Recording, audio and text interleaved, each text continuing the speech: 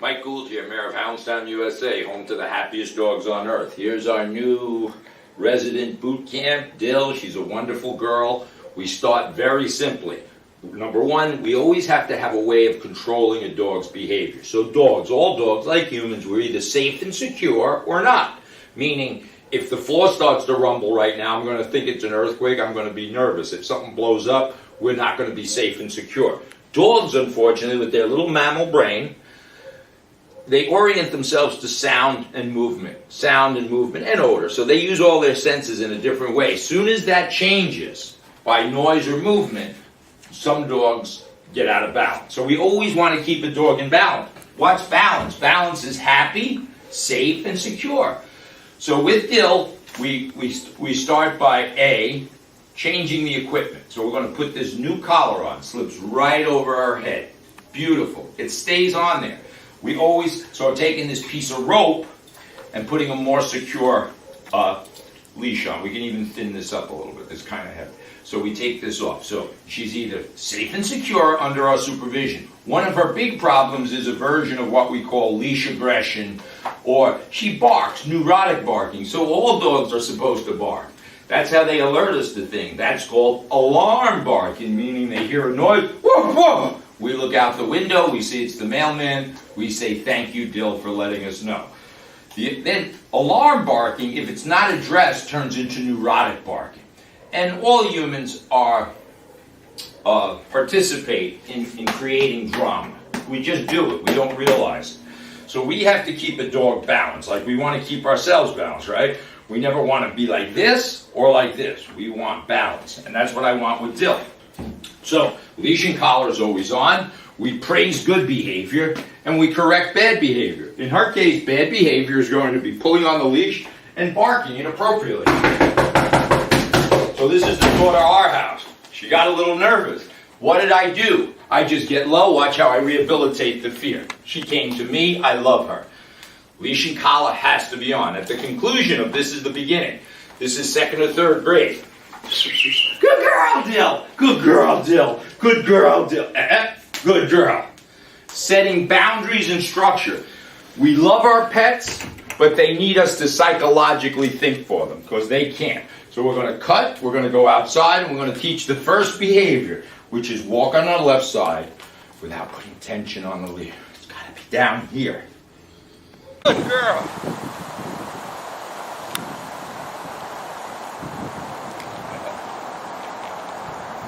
So, the first behavior, we teach the dog to walk on our left side, that's called heeling, without pulling on the leash. So our body has to be relaxed, we love good behavior, and we correct bad behavior. So dogs that run a little on the scared, insecure side, they need leadership more than a dog that's confident. So a dog that's yapping and barking at everything that moves means they're trying to scare them away. It's a sign of anxiety. So we take the anxiety away by dealing with everything. When she needs to walk on our left, good girl, I praise her. I turn, she turns. You have to use the right equipment. Without this leash and collar, this would not work. Good girl. So we're giving her something to do. And that's what she has to do is when the pack is moving, she needs to be on the left side. Obviously, one dog is one dog. When you have multiple dogs, this makes this matter more difficult. Good girl. Relax. There's no pressure here. There's none of this. I turn. It's like if we were training a guide dog. She can go slow if I have a disability. I can go fast. When I stop, I'm going to ask her to sit. It looks like this. Dill, sit. Sit. A little correction. Sit. Still sit. Good girl. And I praise her. We got to work through this, that this is automatic. She has no clue. I'm talking human to the human, animal to animal. So I'm bilingual. Here's the praise. See how my body's relaxed? When I step out with my left, we're going to move. And that's our good training for today. Okay, so moving along, we're keeping it simple, simple, simple. Less talk, my body language. I'm looking at the camera. I'm not bending over. I'm not touching. I'm not petting. I gotta be the leader. When the pack moves, if you watch a pack of animals or a flock of birds, they all take their position in the flock, the pack, the school of fish. It's not a thought out process. They don't pre-plan it. Things move, they fall into place. She's doing beautifully. We're adding to, so really what we do is introduce triggers and pressure, psychological pressure. Of course, we live in a world of pressure. So when the car's moving, everything's moving around her. So she barks, and then the light turns green and the world changes in an instant. The doorbell rings, she goes ballistic, that ends. Then she goes back to being safe and secure. So we got to think for her. What? Left foot. You're going to hold this leash with this in your right hand. You're going to be like this, relaxed. Left foot is going to be the signal to walk. It looks like this. No talking. I'm standing up straight. I can tell her she's a good girl. I turn. She does a left, and this is how we go. Good girl. When I stop, I slow down my pace. That's going to be her signal to SIT. Sit. Good girl. See, my hands are relaxed here. My hands fall where they naturally would be. If my hands are always up like this, the dog is going to be used to that picture of your hands up there. So what we have to do, we have to be consistent, and then she has to adapt to our consistency. Whether I walk slow, fast, or I hop on one leg, she will adapt to that, providing we're consistent. So now, after we always take care of the dog's physical and psychological needs. Now she's on free time. So 90% of her life is on free time. The only thing she can't do when she's on free time is bark at things. So we don't want her to bark. So now she looks beautiful, she's confident, she's not up my butt, and she's going to start sniffing, and she has the opportunity to pee and poop. So she can be out here all day if all I care. But I have to be supervising her. The things I don't want her to do is bark right now or act, I don't know, this is perfectly balanced. And if she pees and poops, that's even a benefit. Then I know what time it is. If we keep our feeding consistent, and I know it's 2 o'clock in the afternoon and she has a bowel movement, I know that if everything stays the same, tomorrow she's got to be out around 1:30 or 2 to have a bowel movement. Roughly. You control what goes in, then we can predict what and when it's going to come out. This is wonderful. Good girl. Good girl, Dill. Yeah. Yeah, girl. Yeah, girl. Yeah, girl. Leash and collar's always on. Does she look oppressed? Does she look like she's been beaten? Of course not. And this is just early stages. Good girl, Dill. Yeah. Dill. Yeah. She's a little on the cautious side. That's how dogs survive, by being cautious. That's how humans survive. Good girl, baby. I get low, she comes to me, I love her. This is the balance I'm talking about. It's not oppression. It's not strength. It's not yelling. No talking. Excellent. Hey, Joe.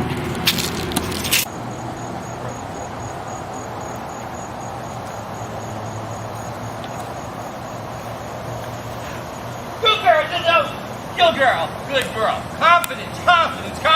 Of course she can jump a foot. She just doesn't know it. So we give her tasks to build confidence.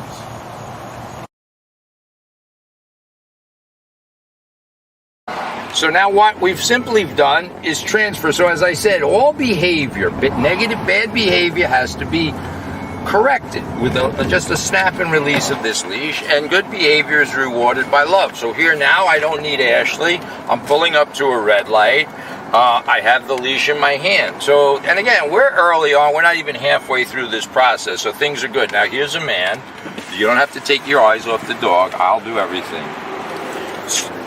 You know which way it is to Riverhead, sir?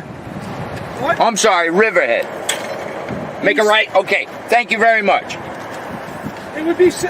Go ahead, I'm sorry. It's going to be 72 or 73, depending on where you're going in Riverhead. I think it is 72. I just didn't know which way. Thank you, sir. So this is what we do. We expose the dogs to triggers. We set him up, but he did fine. So I didn't, it's just energy, balance of energy. That was wonderful. So this is the car, and if we stay, consistency is the trick. Of course, what's going to happen when we have multiple dogs, the second dog is going to create the drama. So unfortunately, all dogs have to be balanced. All energy has to be balanced. Let's cut and get some more dogs. So continuing with our car training, I always have to be in the way of controlling dogs' behavior. So Dill is very nicely looking out the window, and there's another dog there. A dog that he's really not familiar with, and we're going to take, and then there'll be another dog. So all these things are relaxed. It's not about tension, and it's not about talking. All right, you can go ahead, try to get her in the back of the car. So here we are. We're introducing. So Dill now is being pet by a very lovely lady out here. And that's good energy. We threw another dog in the back, and we're going to go for another ride in the car. Thank you, honey. You helped us out. Oh, yeah, the way I look right. So here we are. So now we added more anxiety, right? More, not even anxiety, but there's the dynamic has changed just by inviting another dog in the car. So now, and there's dogs outside. So remember, when we're in a car, the world is always moving. It's like the Wizard of Oz when the house blows away. The whole world is moving. Dogs don't understand this concept. There are not cars in the wild. So we have to teach the domestic dog, a domestic dog that lives in the human world, what cars are, what trains are, what planes are, what wheelchairs are, what bicycles are. Anything that moves has to be taught. So we do it slowly. Notice we have the leash and collar on. Ashley's back there, and we're going to move. Now somebody barked. That was Dill. Dill got corrected. Great. I'm finally trying to get her to do something. So a lot of times with us, because we have such good leadership and structure, it's hard to get the dog to do anything. So as we move, we're going for a ride. What happens when we get to a trail? Oh, good. Here's some men. Watch what happens. I'm going to pull up to some workers. I'm going to ask them a question, and Ashley is either going to correct bad behavior or praise good behavior. That's it. There's no yelling. There's no screaming. That's good. And the obvious problem is the other dog present. Hi, guys. How you doing? Good. The other dog present is really triggering Dill's behavior. So we learned that by having the second dog, and vice versa. So that was wonderful. And the weird thing, or the odd thing about dog training is we want to promote the bad behavior. So I don't want the dogs to be good.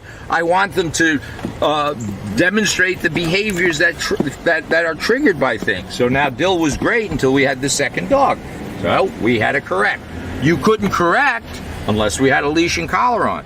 So we don't wait to fix these things when we're taking our trip to Disney World. You do this just in your driveway. I'm just driving around the neighborhood looking for stimulation, and stimulation is going to be humans. So off we go, and the world is moving around us, and everybody's relaxed. Our two boot camp dogs are like two peas in a pod. And unfortunately, fortunately, this is what we do. We find triggers. I gotta go into the belly of the beast. I see triggers. I'm going to the train station. Notice nobody's talking to the dogs. I'm the only big mouth here is me. Good. And then Dill is hopefully going to see some strange looking people, because there's plenty of them here at the railroad. Is this the Ronkonkoma station? Yes. Ronkonkoma. Thank you. I knew that, but, I can't be filming me. I look like a weirdo, Jackie and I. So here we are. People, places, and things. Movement. Dogs, remember, orient themselves to movement. Whether it's a squirrel, a landscaper, a bicycle, a skateboard, a train, or a car. So a car to the dogs is just another creature that they try to catch. They're predators, right? So they chase things. That's how they survive. They're wired to chase and kill things that are moving away from them. All right, so this is good. Let me just see if I can find some more people, more things. And this is great. Great. And if the one dog puts his head out too much, we'll correct a little bit. Because we got to teach him. We'll teach them not to put their paws on the window. So I've had dogs that, watch when I move the windows up and down. I've had dogs start biting the windows because they think that's an animal. Anything that moves is odd. Do you think a dog could possibly understand the electric windows? They don't. They just see movement. You think they can understand a vacuum cleaner? Of course not. They just hear movement. So I've had dogs that literally would bite the windows when they came up and down because... Nice. All right, we're going back to the barn. That was great. I gotta make a U-turn here. So remember, everything has to be done with a leash and collar on. From now on, until these behaviors in, I don't know when, 2 months, 3 months, 4 months, I don't know. When does a child learn to tie their shoes and put their pants on? I don't know how long that takes. But once it becomes a habit, that's when. So we open our car, and who do we find? We find Ashley. Who else? Dill, Charlotte, and Charlotte. And they're relaxed, and Ashley's relaxed. So then, I'm going to take the leashes. So this car is no different than the crate. So look, it's relaxed. They can't act on their own impulses. If they act on their own instincts, they'd chase a car, a ball, a toy, or food, and they'd be hurt. So it's important that they defer to us. So Charlotte's hyper. She's cool. She's wonderful. But that energy has to be channeled. It just cannot be 24/7. So she plays all day, but she can't play when she wants to. So I'm going to let them out. Come on, guys. Good guys. Good. And then Ashley's going to take Dill. I'm going to take Charlotte, and we're going to go for a walk. Relax. When Charlotte pulls, what? You got to be correct. That's that. We move. We relax. No tension. Right? When we stop, we're going to ask the dogs to sit. We're relaxed. Drop your leash.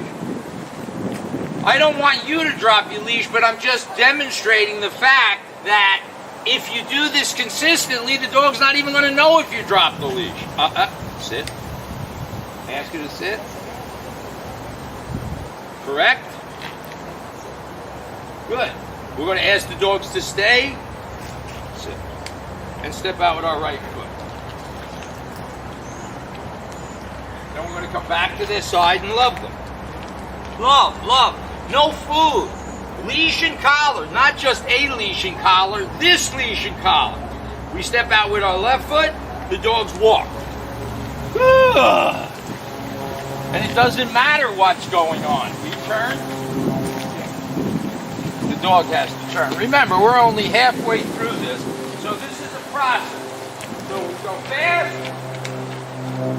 We go normal. Turn. We come to a stop. We step out with our right. This is what we do. So we're heel, sit, stay. These are just things. The car is like a doghouse. Everything is controlled by us in a relaxed way. No tension. If the dog gets up, Ashley just reach down. This is a process. We can't take a screwdriver and adjust the dog. It's not a carburetor. Sit. She's got to learn. Well, Charlotte's impatient. Charlotte wants to chase leaves. She wants to chase cars, blah, blah, blah. Dill has a different set of issues. Gets nervous when movement inside of a car, when people come to the house. Good for today.